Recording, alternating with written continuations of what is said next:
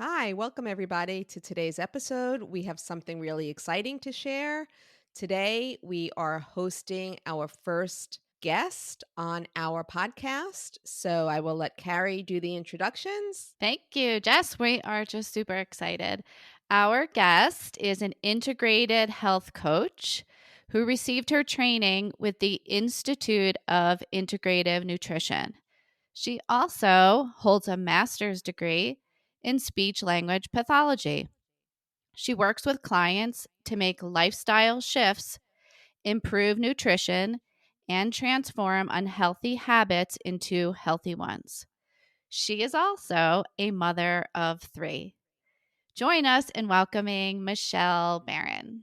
Hi, Michele.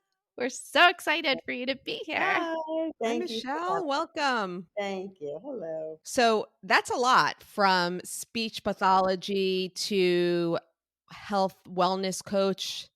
Can you tell us a little bit about your journey? How did you get Yes. to where you are now? So I knew we were going there. It's interesting, and that can serve as a whole nother podcast another time, but I'll take you there briefly. So I moved down to Florida to go to graduate school for speech, and pretty soon after, I met my husband. And along that journey, we got married. We were trying to have kids, and then we were successful. I went on bed rest, and that basically ended my speech career for a little while. I was working in the schools part time, and I had a booming private practice, and it was great, and I loved it. And it came to a quick halt when I went on bed rest. And then we went through some tragic times for us. And at that point, I took a stop to my speech career. I tried to get back into it a little bit, but my head and heart were not there. And so then I took 14 years to raise and take care of my children. And that was great. It was fun. It was crazy. It was wild. And then after a little while, one of my children started having stomach issues. And so I had to really focus on that. And I've always loved nutrition. I've always loved exercise. I've always loved cooking. And as we were trying to help her feel better, it turned out that she had ulcers. I started diving into what filled my cup up, what I wanted to learn about, and where I felt like I could be the most useful. So I then started looking into health coaching, and I got certified in that. And then I hunted down, no joke, um, my boss, because I really felt that what she was doing, her name is Meryl Brandwine, what she was doing really, really spoke to me. And so I sought her out and started working for her. And it's been almost 5 years where I've been doing this and helping not only my family, but lots of other adults and children as well. Thank you for sharing. You have a really remarkable story and something that I find so interesting, and Carrie and I have discussed about the difficulty for specifically a mom, but dads can do it too, someone who decides after making the decision to be a stay-at-home parent raising their children to get back out there into the working force. And it seems like this time around for so many of the parents we've spoken to, you're able to pick something that you're passionate about. And it seems like you really have done that for yourself. Yes, absolutely. And I feel like there's so much pressure on kids to know, what do you want to do? What do you want to be when you grow up at such a young age? And that's may or may not be realistic to start and stay with something for 30 something years for your life. So, having that flexibility to be able to find what really speaks to you is really a gift. Yeah. And I think it's also good for our children to see, for as moms, us go through a change. And yes, we used to be in one field or have one career, but we can change it up as we go. I think it's a good sign or something for our children to see that you don't always have to know what you want to do. And even when you think Right. you do, go for it, but it could change, right? And it can change as Right. many times. And you may not even be good at it at first either. Like, I tried something else along the way, and I remember coming home from work and telling my kids about it, and it was exciting and it wasn't good, and it was taking time away from them, and it was like the ebb and flow of like, okay, how is this going to work at home and keep me happy as a mom, keep my kids happy with timing and being there for them, and also, fill my cup up. So it wasn't like there was a little step along the way that it's all learning, right? Right. And finding that balance is tricky. Yes. And for sure, that's like, and for me as a working mom, I have, pretty strict boundaries of what time I will work until, because I want to be here for my children. And that works, right? Yeah, and I think That's that's no a You just said the yeah, magic word, yeah, the balance boundaries, right? But I boundaries. think it's also good too for your That yes, clients, right? For your clients to know that as a coach, you can set healthy boundaries for yourself as the coach as you're trying to model for them. absolutely. I feel like we are setting examples for not only the people that we interact with, our friends, our family, but the people we work with, and for our children in everything that we do. They're watching constantly. it.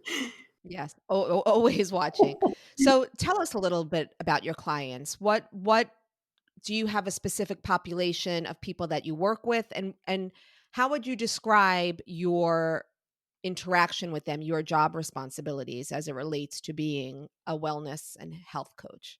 So I work with people of any age. I think right now my youngest client is 4, and I have clients all the way up in their 70s, maybe someone's in their 80s. I'd have to check back and look. But, and we work with people who are sick, and we work with people who are healthy, people who are looking to make change, people who, are looking to lose weight, gain weight, get healthy habits down pat. So many things are changing in our environment. I even have clients who are on Ozempic and who are trying to get off and learn how to live, a healthy life without that. Everything under the sun. I have a lot of college students too who are first time on their own and not sure, how to take care of themselves in the way of nutrition, and even like sort of get their lives together. So, we always say it starts out as nutrition, but there's always so many different layers that we're going through that a lot of times we don't end up talking about nutrition as much as you would think, because there's so many things that, go into it. Like for instance, like a college person who's sleeping through classes or doesn't have the energy to go get the right food that they need to eat, just trying to prioritize life, exercise, relationships, schoolwork. It's the first time they may be out on their own, and nutrition does play a role, but we take it all around the back door too. Right. And are you finding that, like, how are you helping hold them accountable? Or is that something that you're trying to instill in the client that they need to hold themselves accountable? Yeah, so I definitely meet them where they're at. So some of them, like, I try to get them to stay in contact with me on a daily or a weekly basis. And for some people, that's hard. And for others, they need that and they want that. So I do whatever that person needs. And if I don't hear from them in a couple of days or whatnot, I'm reaching out to them. Hey, how are you? What's happening? Just trying to reel them in so that they remember and don't let, their health sort of spiral out.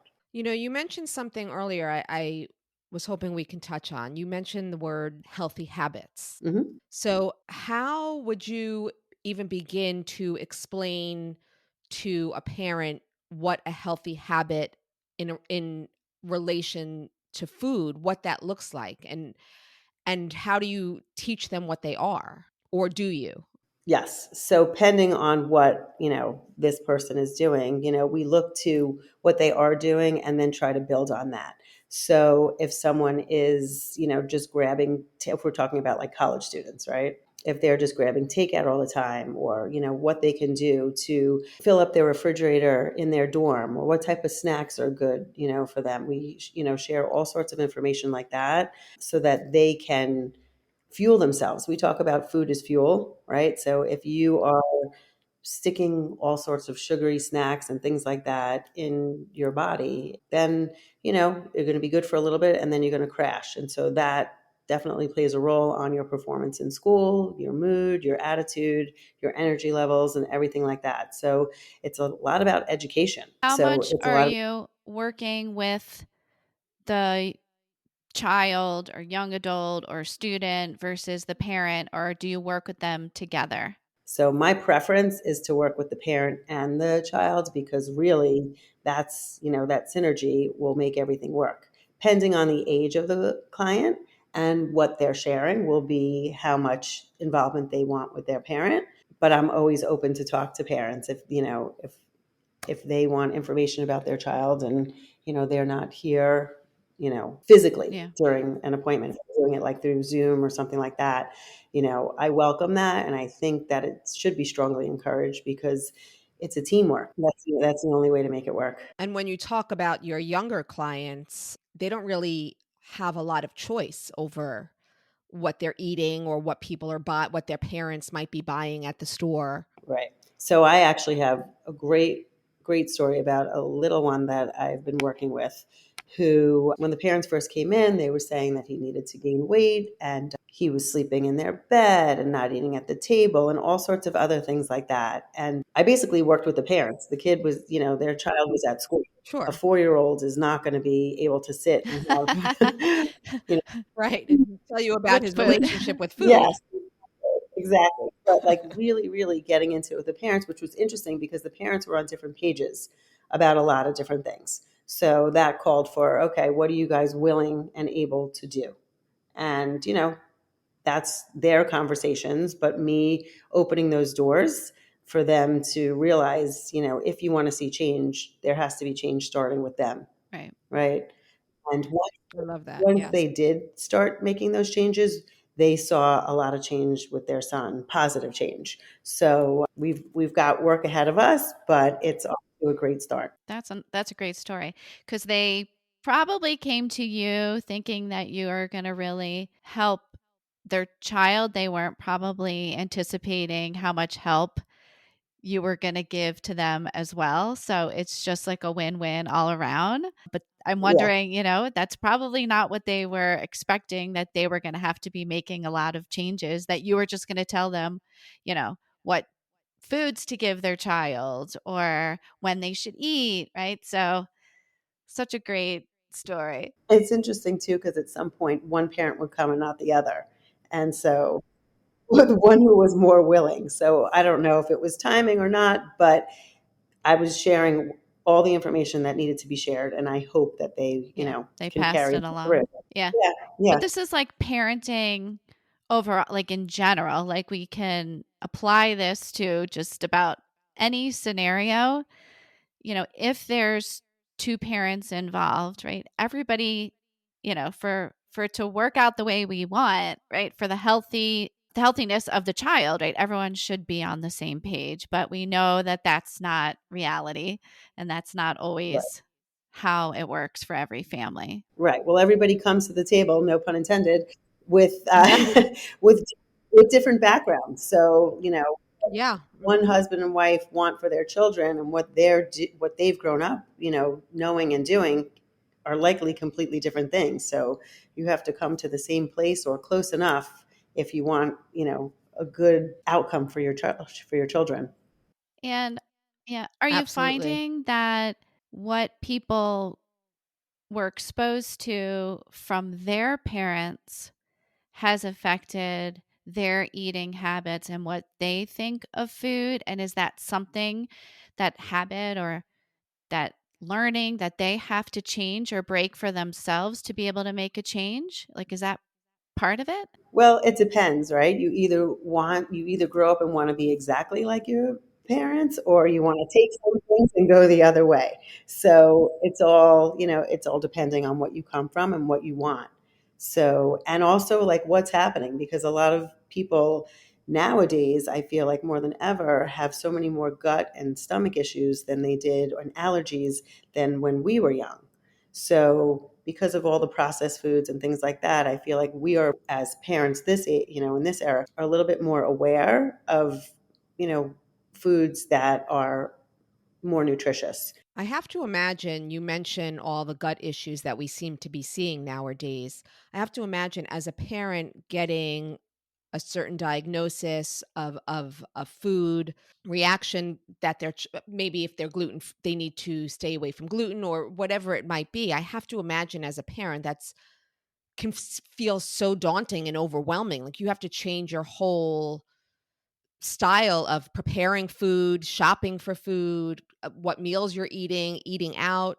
Can you talk to us a little bit about that? Like, how do you deal with a parent who's dealing with these new nutritional boundaries? Yes. All right. So I can tell you firsthand because I have one child who had ulcers, so she couldn't have fried food, spicy food. There was like a whole list of things that she could not, acidic food. And then another child who has something called leaky gut, where, in a nutshell, like gluten and dairy and sugary foods are really not a good choice. So my world turned upside down, right? And theirs too, obviously. And really, when kids are hungry, and we know what hangry Yeah. is, that is rough, right?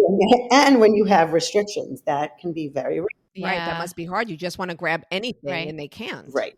And so finding things that, work for, each individual can definitely be hard on a parent, hard on the children.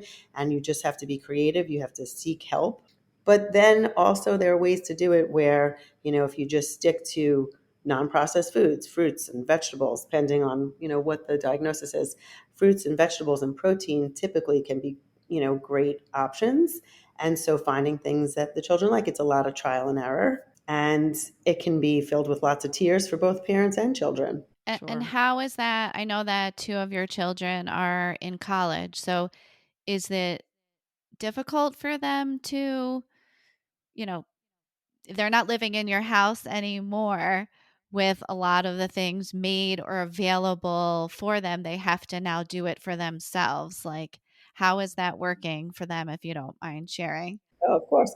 So funny as it may be, so my daughter who had the ulcers, she, I think, was so scarred from everything that happened with her, with, feeling so horrible for a while, that she still is very mindful about certain foods that she eats.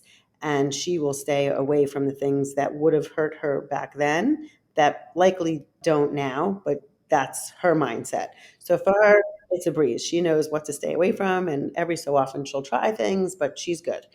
My son is a freshman and a boy, and we know those two together. We know boys. We Mm, all have one. two. Well, we That all does have not two. that right, We right. all two. He's That's true too. recipe. So he is definitely having a lot of trial and error, and I'd say a lot of error. He knows what to do and what not to do, but is playing around with more of what not to do. And maybe because it's easy, he's pledging. He's, I don't know. I'm not going to make up excuses for him, but it's he needs to get a little bit more on track, and he knows that when he does, he feels better. He knows what to look for Yeah. and what to do. And at some point, they have to take on those responsibilities themselves. Yeah, Absolutely. it's hard because they just want to be like everyone else, right? And when you're going out and you're hanging out with a group of friends and everybody is, looks good what they're ordering, but that's probably not going to feel Yes. really good for you. You still sometimes want to do that just to be like the group.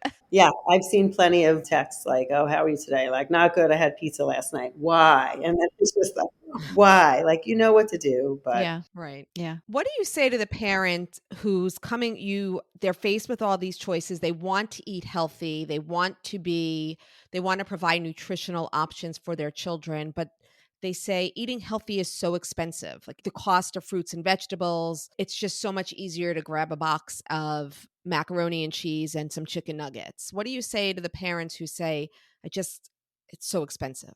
okay. So yes, it is easy. It is easier, but like in order to grow and in order to, I'm going to say, live your best life, you have to do hard things in every stretch of the imagination.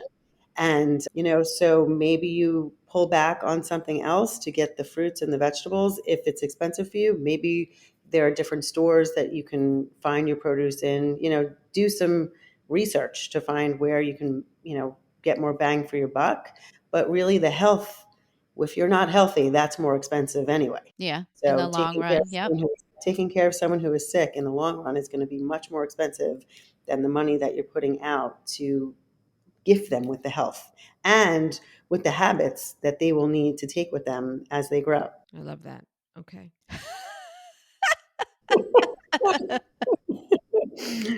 We were on a run. Well, we All were doing right. Well, great. it's okay. That's good. That's good. Yeah. Okay. Carrie, is there anything else you would like to ask Michele? Yeah. All right. So now that we've talked about, families who have to maybe make some concessions to buy healthier foods, what about the families that both parents are working, they have multiple children and time is an issue, like to come home every night and cook? Like, what do you say to those families? Because, they're shuttling their kids to practice or to tutoring or school activities, and then they have to find the time to come home and make healthy meals. Like, is there something they could do in advance, meal prepping? Like, what's your advice to those families? Because everyone's going to want to come up with an excuse when it requires all that extra effort. So, Well, sometimes it's not an excuse. Some people just feel really stretched thin for time. So, true. what can we offer those Yeah, parents? and I get it because sometimes I'm like, when I can pull out a meal on a day that I've come home and I've had other things happening and I pull it out, I'm like, whoa, I just felt like I ran and won a race. So I get that. But meal planning and prepping is your best bet. So I will say that for me, on the weekends, I food shop and I do it during the week also when I run out. But for the main, bulk of the week, I will meal plan over the weekend. I will create a big salad and I will add to it as it runs out during the week. That is like my go-to. Go to that. And then I can add that to my lunch. I can add it to dinner. I can add it to everybody's meals. I also meal plan and prep my protein and my vegetables. Sheet pan, super easy. It doesn't have to be fancy. Like you can take broccoli, you can take string beans, put it on a sheet pan and add, some herbs and spices, cook that up and store it. You're good to go.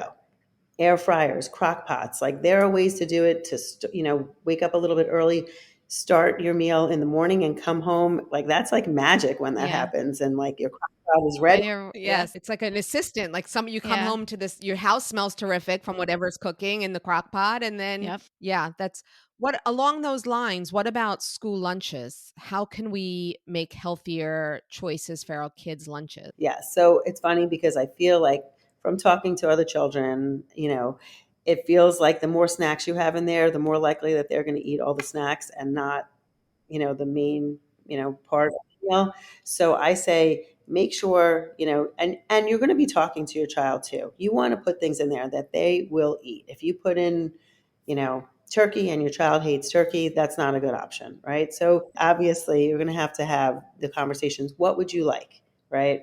And put the protein in there and then add to it maybe some fruit that they like, some vegetables, and then maybe if they like something crunchy, right?